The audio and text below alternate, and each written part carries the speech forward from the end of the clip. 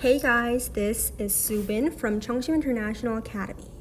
I am the club captain of a club called Speakers, and we are having like an online knowledge share platform because we wanted to help other children or help many other students around the globe who are suffering of education loss due to the COVID pandemic. So first of all, I have introduced myself, and next I'm going to introduce you what my topic is about. So I'm going to provide you guys with a brief review on the advanced placement United States history. So actually, the reason why I am providing just a brief review on this topic is because United States history is so lengthy, it's so long, it's so extensive that I cannot cover every single part of it in one video or even a series of videos. So I guess the reason I started this video is because I wanted to give you guys a brief sense, an overview of each periods in United States history and get you interested or even get you sparked to start studying for the AP exam. So I guess this was a brief introduction on my topic and myself. So yeah, I'm gonna start from right now on.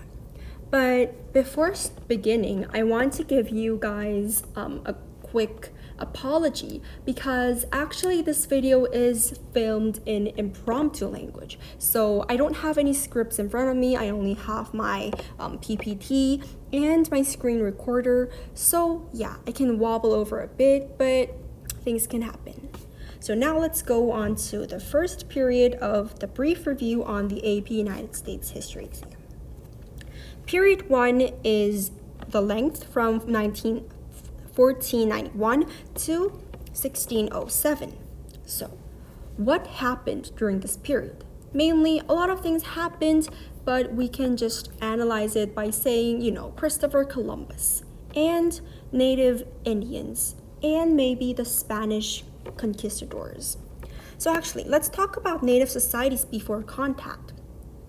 We all know that there have been people before Christopher Columbus or anyone landed foot on the American continent from the other parts of Europe, because Christopher Columbus himself said that when he landed foot on the continent, he saw people, and native people actually were very hostile against him, but they looked kind of naive.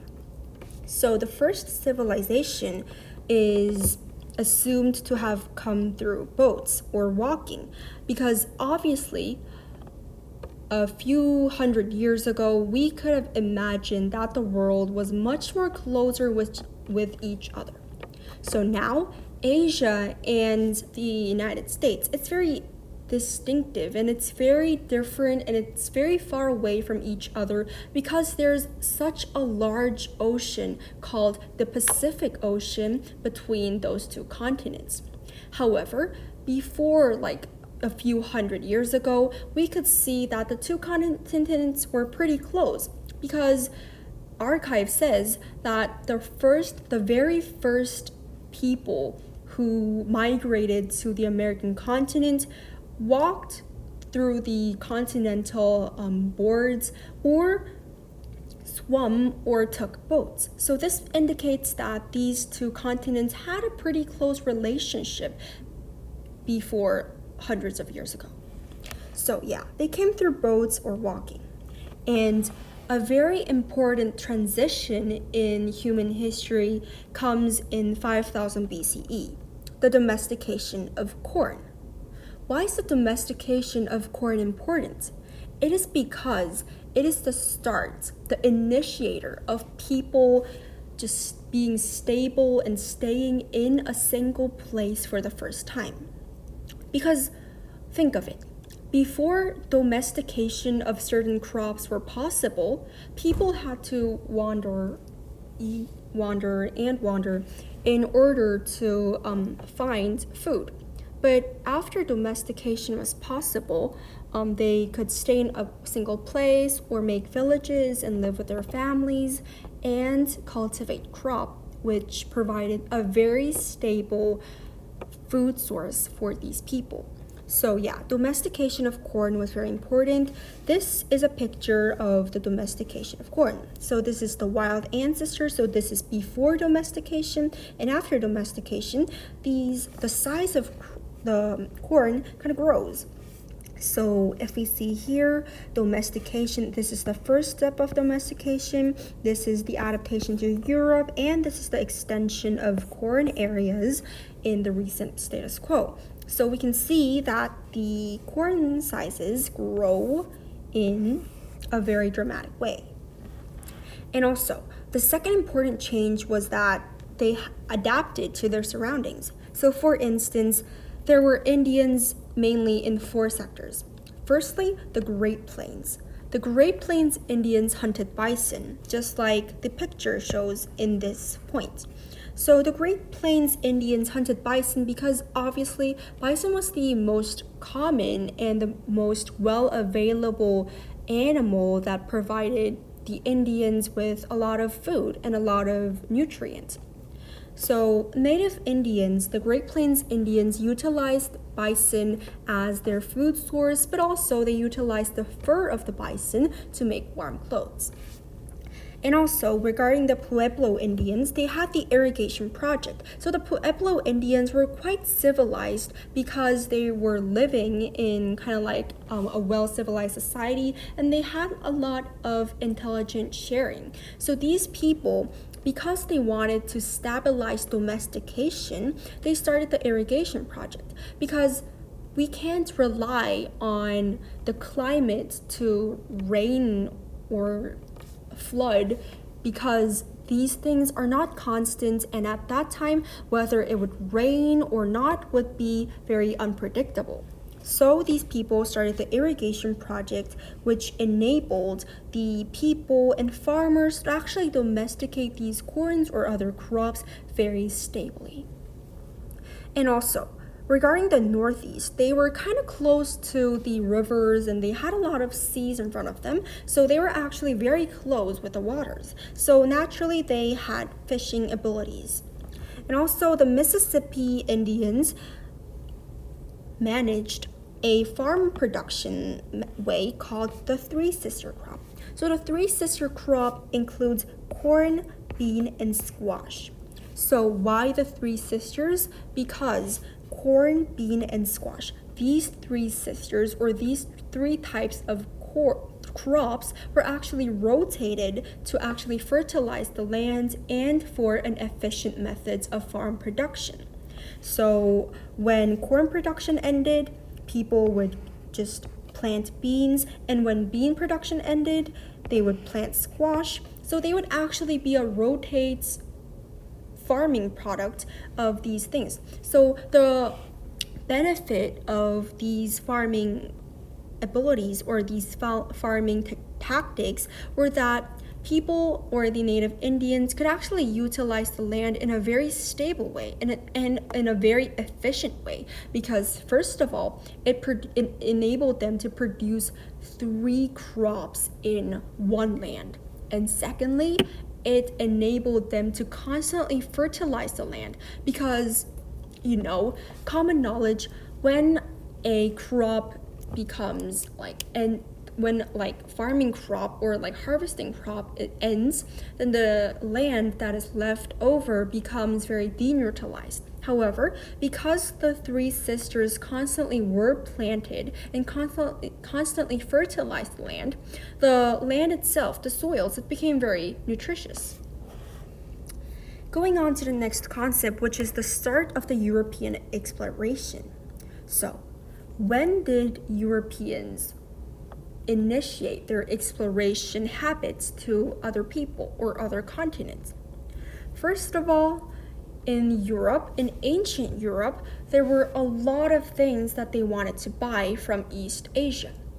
Well, from India or from China, there was silk, and they were pepper, there were gold, or there were so many marvelous products from the eastern part, the Orient part of the world that fascinated European citizens. So many Europeans wanted to buy this, but they were hard to supply these products because the land routes were too expensive and too dangerous.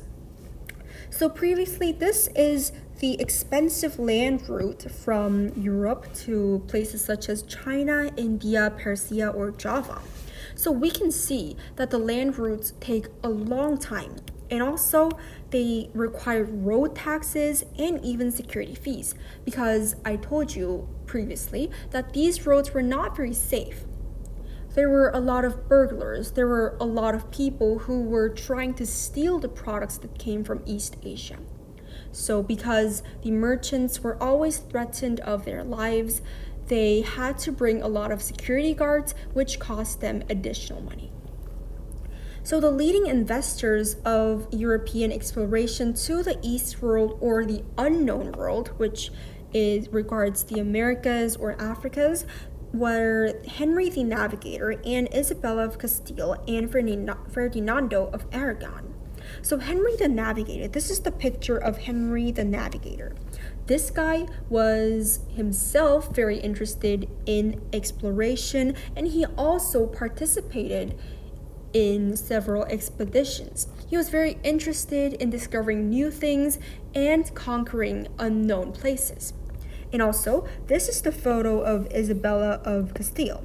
And there's no photo of Ferdinando of Aragon. However, these two people, Isabella and Ferdinando, were engaged, and they were both very interested in enlarging their fortune, their country's fortune. So because they wanted to accumulate more wealth and they wanted to make their country in a position that was higher than any other European country, they invested very much in finding the sea route for exploration.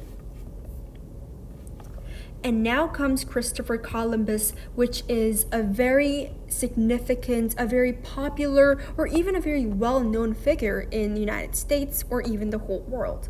So Christopher Columbus, he's the guy that's wearing the hat over here. So how did Christopher Columbus start his journey?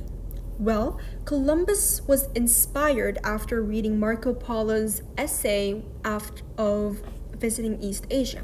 So Marco Polo's the guy here, and Marco Polo accidentally arrived in East Asia, especially China, and he wrote an essay about what he saw, what he experienced, and his future suggestions for the European society. So after seeing this essay, Columbus must have thought, wow, this is cool. So after getting inspired for expedition, Columbus sets out a plan for the journey. However, he takes a wrong step because he had an error in his circumference calculation. So basically, Columbus knew the fact that if he headed endlessly east, he would actually go and end up in East Asia. However, what he didn't know is that he had a very big error in his circumference calculation, and that cost him America instead of East Asia. So after his calculations of circumference and having the confidence that actually he can make this journey, Columbus went on to the Spanish monarchy. He said, "My queen, or my majesty, I can make this journey. I can make Spaniards rich." So the Spanish queen, the Spanish monarchy, actually greatly supported Columbus with providing him with 3 ships and 87 men. So Columbus sets out a journey, but he arrives in the Americas, not the East Asia that he'd expected, in 1492. The number 1492, it's a very well-known and familiar year to us. And on 1492, Columbus arrives at the Americas. And what he encounters are native Indians who were pre-existing before his journey. But until the very moment he died, Columbus thought he had reached East Asia or India, because he actually found something valuable. He found resources such as like new fruits or new spices, but actually he didn't find the promised wealth or gold or silver from the Americas that he appeared. However, he left a lasting legacy on the descendants of European society because he inspired them and he let the Europeans know the fact that actually across a large ocean there was another unknown continent other than the three known worlds. So actually, he was inspired by Marco Polo, who arrived on East Asia by accident. And Columbus himself became an inspiration for his descendants by accidentally arriving in the United States. How interesting. And now let's talk about the Columbian Exchange. The Columbian Exchange, it's extremely important because this explains the reason why there were so many illnesses, there were so many people that died after European exploration.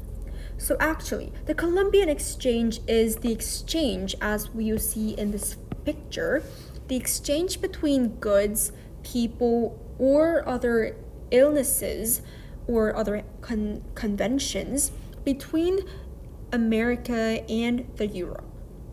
So actually, what America gave to Europe was quite profitable. They gave calorically rich foods such as pineapples or potatoes or sweet potatoes or pumpkins. And these calorically rich foods played a very important role in European society because the European society's population was growing much denser and denser and denser throughout the moment, and Europe was just starving. They had no food to sustain these population. However, because the Columbian Exchange and the rich food from America enabled Europeans to discover new rich food sources, they were able to sustain their life and their population. But what Europe gave to America was not as organized and not as beneficial as the American exchange. So Europe gave to America horses. This was good. However, they gave a lot of diseases such as smallpox, and these diseases were okay to European settlers because they already had an immune system towards these diseases. However, Native Americans, these Native Indians, have never encountered these diseases before. So naturally, they did not develop any immune system towards this. And when all these massive amount of diseases came from Europe to the American society, a lot of Native Indians died. And because a lot of Indians died, the African slave trade was initiated. What does this mean? Before, the European settlers were attempting to utilize Indians as their workforce. However, because so many Indians died because of smallpox or other relative diseases that the Europeans brought while the Columbian Exchange, they had to find an alternative for these slaves. And what they found was a slave market existing in the Africas. So they imported Africans from the African continent to the sugar islands or many other plantation systems. So African slave trade brought kind of like a frenzy between the existing Spaniards because they feared that one day if the blacks overpopulated them, they would actually try to conquer them and they would actually try to defeat them with their overpopulated forces. Well, actually, Africans overpopulated Europeans after a certain period. However, because Europeans controlled these Africans so effectively, they were not able to cast any rebellion or harm or threat toward these Spaniards. And now let's talk about the Spanish colonization. So the Spanish colonization were initiated after Columbus's discovery of the American continent. So the Spanish, or other people sent conquistadores. So the conquistadores were people who were to conquer these lands. So conquistadores, conquerors. So these people were actually initiated to find profit or find new places to live in for their own well-being and for the sustainability of their own country, Spain. So the three G's of which is their motive for colonization, was God, glory, and gold. The reason why they're called the three G's is because they are God, glory, and gold. The three G's. The three G's were very important in American history because actually this is a concept that frequently appears in the AP exam, and moreover, it's very interesting to know that not only God, not only glory, but also gold, which indicates personal profit and wealth, has actually motivated these conquistadors to come over and venture the Americas. And Hernan Cortez, he's the guy over here in this photo, and he was the person who conquered the Aztec Empire. Before Hernan Cortez arrived in the Aztec Empire, the Aztecs were controlled by Moctezuma II. He was a very cruel ruler, and surrounding tribes were frequently attacked by the Aztecs. So the surrounding tribes didn't really like the Aztecs, so when Hernan Cortez actually came to conquer the Aztec Empire, these surrounding tribes supported and encouraged Hernan Cortez. So the fall of Tenochtitlan, this is the photo over here. So Tenochtitlan is the central portion, the central city that was placed in the heart of the Aztec Empire. So it was a very important place because it was where all the markets were. It was all where the trades played and these kind of important, significant things. So people and goods were traded often in Tenochtitlan, and it was a symbol of prosperity. However, after the Hernan Cortez actually conquered the Tenochtitlan and made it fall, the Aztec Empire itself collapsed into a part of history. So the second part of Spanish colonization includes a lot of words. So firstly is encomiendas. Encomiendas is a Spanish word for plantation labor system. So actually we can see in this photo that a lot of people are working, and this seemingly Spaniard guy is riding a horse and leading the troops. So we can see from this photo that these people are the Indian slaves, or maybe African slaves, and this is the Spaniard who actually controlled these slave population, in order to foster the success of the encomiendas. And there's a very famous revolution called the Pueblo Revolt. So this is led by Pope. And Pope is a religious leader in the Pueblo Indians, between Pueblo Indians, and he's a very famous figure. Pope was very frustrated, and the Pueblo Indians were very frustrated by the religious intolerance by the Spaniards, because the Spaniards condemned traditional and conventional religion of the native people and urged that they should change their religion in accordance to Spanish beliefs. So Pope led this Pueblo Revolution. However, it did not succeed very well, but this kind of made the Spaniards fear of the consequences of strong oppression.